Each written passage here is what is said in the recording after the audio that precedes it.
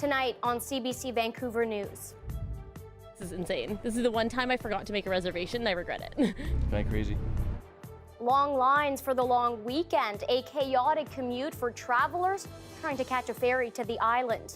Also, we're going to be here as long as the evacuees need. Feeling lost. Rebuilding Lytton 1 month after the town was destroyed by a wildfire, evacuees remain in limbo. And we have all our resources already taxed across the province. A surge in rule breakers, frustration from conservation officers as British Columbians continue to light up despite a fire ban.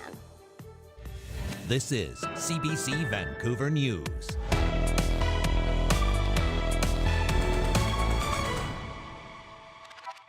Good evening. Thanks for joining us. Anita is off tonight. Massive lines and several-hour waits at ferry terminals as we head into the long weekend. If you're trying to get to Vancouver Island and you're not already at a terminal, BC Ferry says don't bother driving over if you don't have a reservation.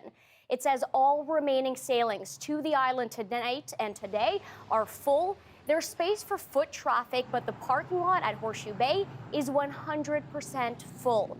Lineups at Horseshoe Bay extended past the terminal and led to congestion on the highway. Reservations for most of the weekend are completely booked up. Janella Hamilton has more details on the chaotic commute. I've come to the island every year for years. This is insane. Waiting to board the ferry is not unusual for travelers during a long weekend, but this year the lineups are even longer than what was anticipated. We did expect to be quite busy this weekend, but I think something that might be compounding it is people who were planning on going to the interior this weekend, but with this wildfires and smoke, perhaps they've changed their plans and now they're trying to get over to Vancouver Island or the Sunshine Coast. Many travelers who arrived early to the Horseshoe Bay terminal were met with extremely long lines of cars, some waiting close to 6 hours to board a ferry. I got here around 7:30 this morning and then we came in, but the line was too long, so they couldn't let us in. So we had to, they told us to go to Horseshoe Bay, wait a couple, 30 minutes, and then go back and come back and see if the line's cleared up or not. We did that twice actually, so we did it once and then again and told us it was too much people. So third time was okay. And I've had to wait a couple sailings if we forget to reserve, but I've never had to do this. This is the one time I forgot to make a reservation and I regret it. Some travelers planned ahead, booking reservations months ago. We know it gets busy on long weekends and we have a place on the west coast, so we like to make sure we get there. But despite the wait, travelers are staying positive. Yeah, I don't mind it. No? Some sunshine. We played some crib, so met some cool people. Other people have been waiting for 6 hours, so I could have a conversation. I guess it's just nice to talk to people in general. It's better than not getting on the boat at all, right? So I was pretty paranoid this morning. West Vancouver police were also near the terminal assisting with traffic and volume. At one point, traffic was backed up onto the highway as far as Westmount. BC Ferry says if you have not already made a reservation, to steer clear the ferry for now. I would consider traveling late on Saturday or Sunday morning. We do expect Saturday morning to be busy as well. BC Ferry says they are still accepting foot passengers, but advises anyone who doesn't have a reservation to check the current conditions before they leave for the terminal. Janella Hamilton, CBC News, West Vancouver.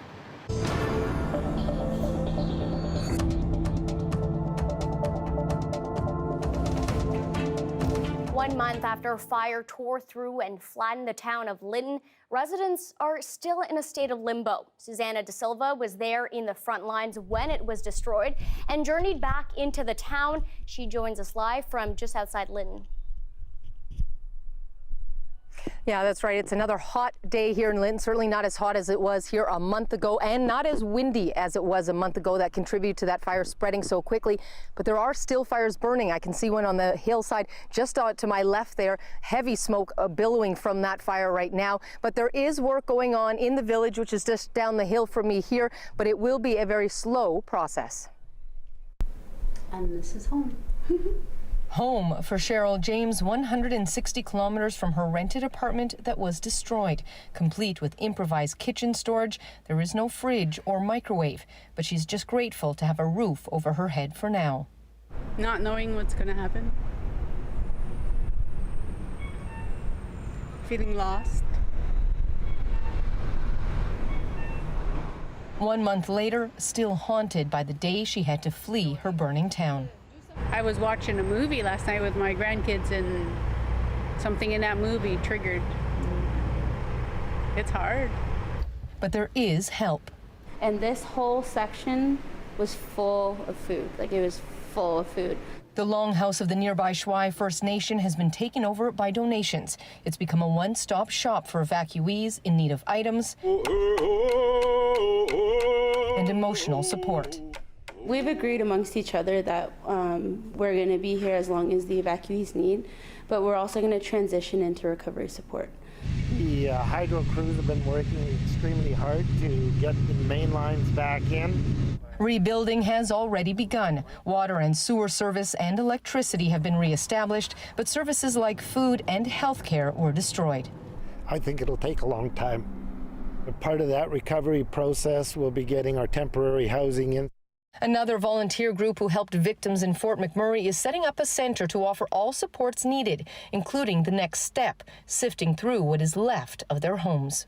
And the most important thing of that aspect of the recovery is closure. And these homeowners need to have that opportunity. It might be simple as a child's toy. It might be just looking at their chimney, that's all that's left. There might be a cookbook that their grandmother designed. Most agree on one thing. We have to ensure that the town is fire resistant in the future. James isn't sure she'll go back. I think they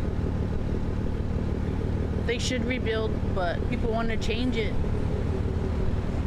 But if they change it, then it might be good, it might not be. So, Susanna, I guess the big question remains, how long will the rebuild take?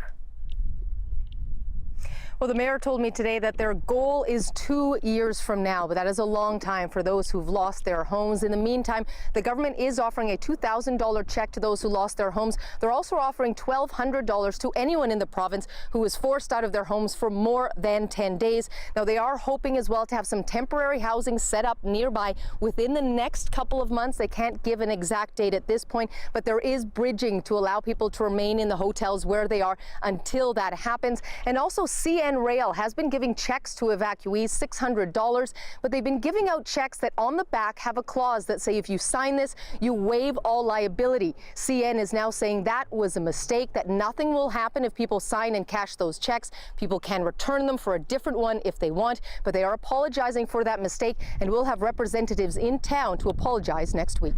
Isabelle? Susanna, some emotional reactions and an emotional journey for these evacuees. Thanks, Susanna.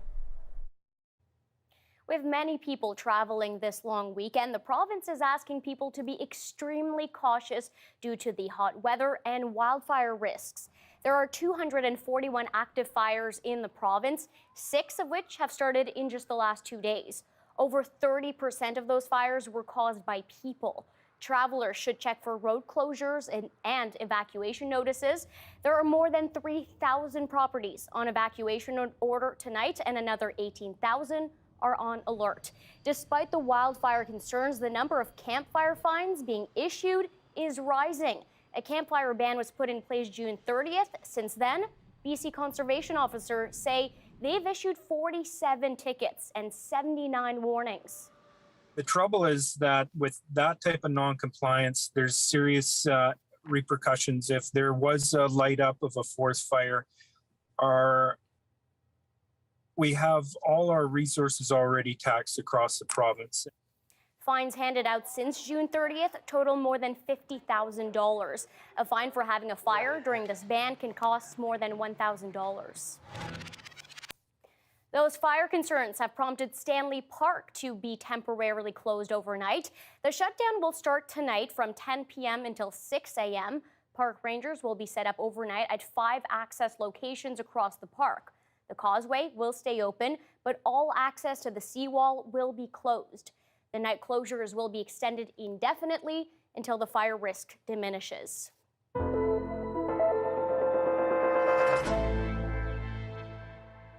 BC is reporting 243 new COVID-19 cases today, the highest daily total in 2 months. More than half of the province's new cases are in the Interior Health region. 47 people are in hospital, 16 in intensive care. Canada's top doctor warns the Delta variant increases the risk of a fourth wave, but Dr. Theresa Tam says it can be avoided with vaccination and a measured approach to reopening.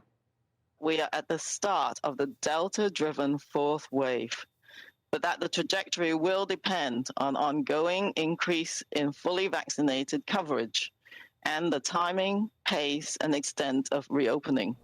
Dr. Tam says if precautions are not taken, the Delta variant could spread among younger, unvaccinated people, then to other segments of the population.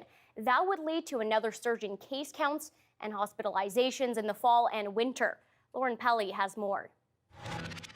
After a summer lull with loosened restrictions, COVID-19 cases in BC have shot up in recent weeks, and the virus is now spreading faster in Alberta than it did during the peak of the province's third wave.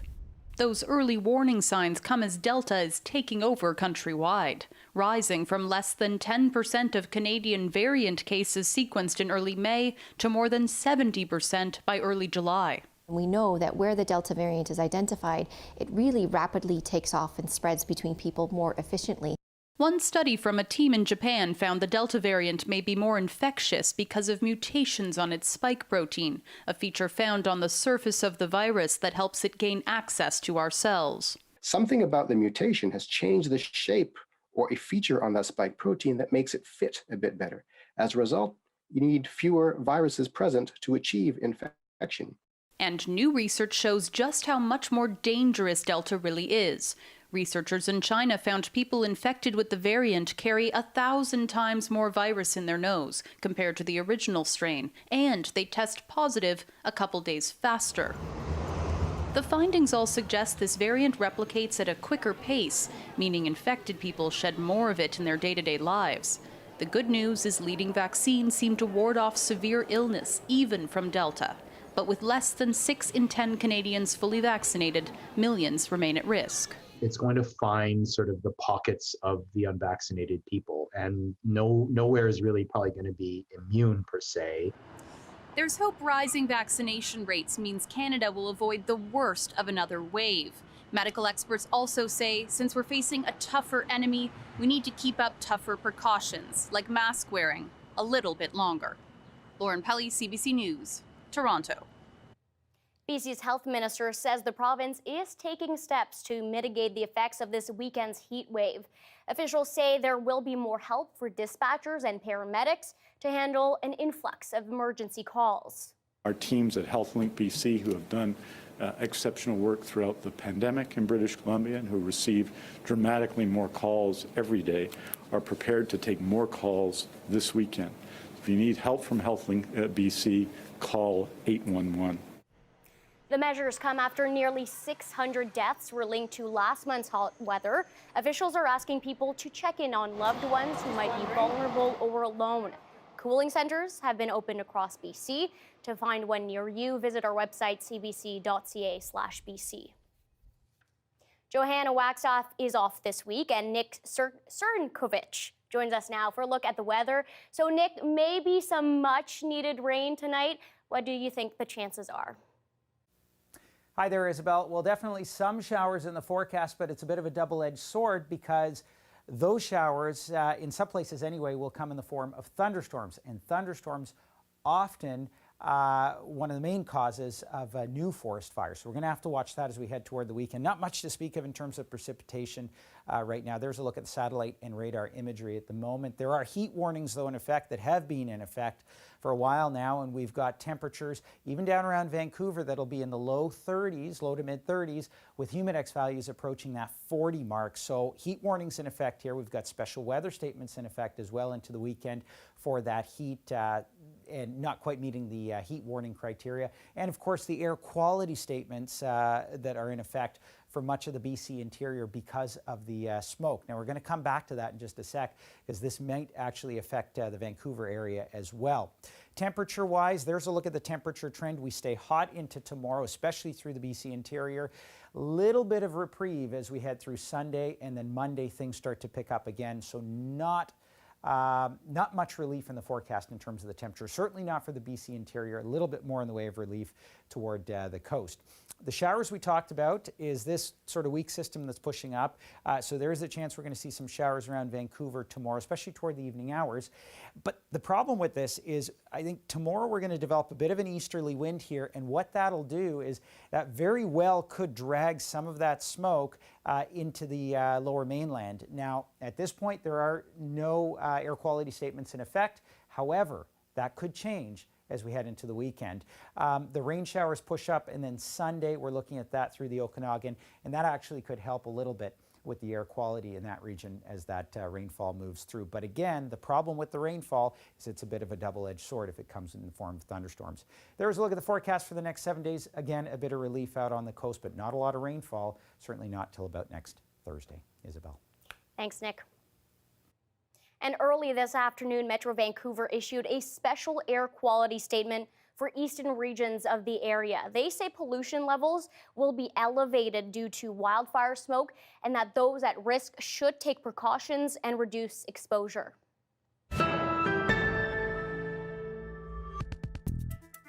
Police are warning partiers. They are cracking down on drinking and driving on land and on the water this long weekend. Police are watching for those who attempt to drive while impaired after summer activities such as boating. Impaired driving remains one of the top 3 contributing factors for fatal crashes across British Columbia. According to Vancouver police, nearly 17 people are killed because of impaired driving every year. So far this summer, 214 drivers have had fines for being under the influence and being behind the wheel. As we head into the Pride weekend, we're looking at the history of one of the most recognizable LGBTQ communities in Canada, Vancouver's Davey Village. It became the heart of the province's gay community in the 1970s, but its history goes back further. Kiran Singh takes us there and looks at the neighborhood's future. It was the 1930s. Same-sex relationships were considered sinful and even criminal.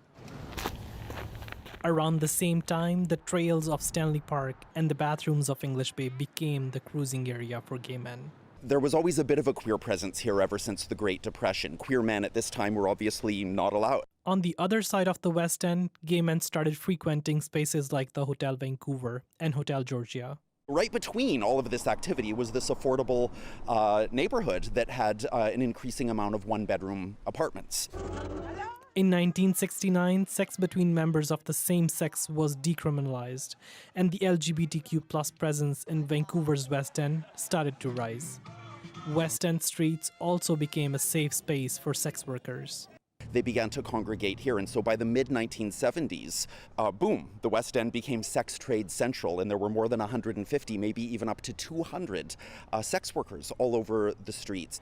The AIDS crisis of 1980s brought death and fear to this community, but also forced people to come together in the battle against the disease, becoming a 3-part community. Equal parts gays, seniors, and young families. And that, in part, was because it was affordable to gays who had peripatetic employment and or just wanted to live close to where the clubs and the action was. The West End has retained that mix of people, but soaring real estate prices and the demolition of old buildings has some worried. Flooding the market with luxury condos is not supporting a marginalized or oppressed minority group needing to be able to find a sense of community. A sense of community others are vowing to maintain. Today, Davey Village is not the only safe space for LGBTQ2+ people in Vancouver, and there are some people who fear that this neighborhood might vanish soon, but it still remains as one of the most bold examples of queer culture in BC. This is Kiran Singh for CBC News, Vancouver. The Tokyo Olympics are on, and CBC is home to the Games. This means some changes to our programming this week and next. A half-hour edition of our newscast will be on CBC TV at 3 p.m. with Anita Bath, Monday to Friday. And then at 6 p.m., we'll stream this 30-minute edition on CBC Gem, Facebook, and YouTube, as well as on our website, cbc.ca/BC. With yours truly and Anita Bath, our late and weekend newscasts are taking a break throughout the games. The success of Canadians at the Olympics continues to inspire many athletes on this side of the Pacific, none more so than young women training at the gym frequented by gold medal winner Maude Charron. Sarah Levitt met up with her after she returned home.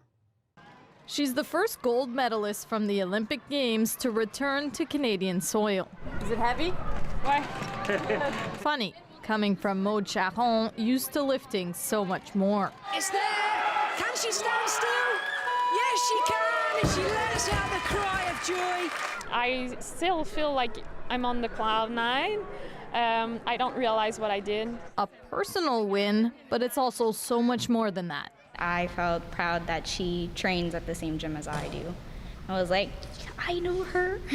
In the Montreal gym owned by Charron's coach, 18-year-old Rivien Langelier has stepped in as a trainer while he's in Tokyo. There, she spots 15-year-old Sinead Chabdelin. Everybody from this gym was watching as Charron went for gold. I found it really inspiring and just this hopeful thing that even though you're a woman and in society you're expected to do the lesser or whatever, you can go beyond that and be really great. With gyms shut down due to COVID-19, Charron trained in her father's garage in Saint-Luce, Quebec, even in the middle of winter. All along the way, her biggest cheerleader has been her coach. That's him celebrating the win. I have no recollection. I blacked out. It's not just the best athlete, one is the best person. She's a great role model. She will empower so many young kids. What's it mean to you to be such an inspiration? Well, I hope it will encourage them to go further. And I hope they won't be too shy to ask me a question and talk about their concerns. I'm here to help. First things first, though, back to St. Luce to celebrate with family. Sarah Levitt, CBC News, Montreal. That's all for us tonight. A reminder, CBC Vancouver is on at 3 p.m. during the Olympics on television. You can also watch our newscast on demand on our website. Your next local news is at 6:30 a.m. on Monday, and we do not have weekend news for this time being. Thanks so much for watching. We'll take a live look at Tokyo, a shot of Tokyo tonight. Leave you off with that stunning shot. Good night.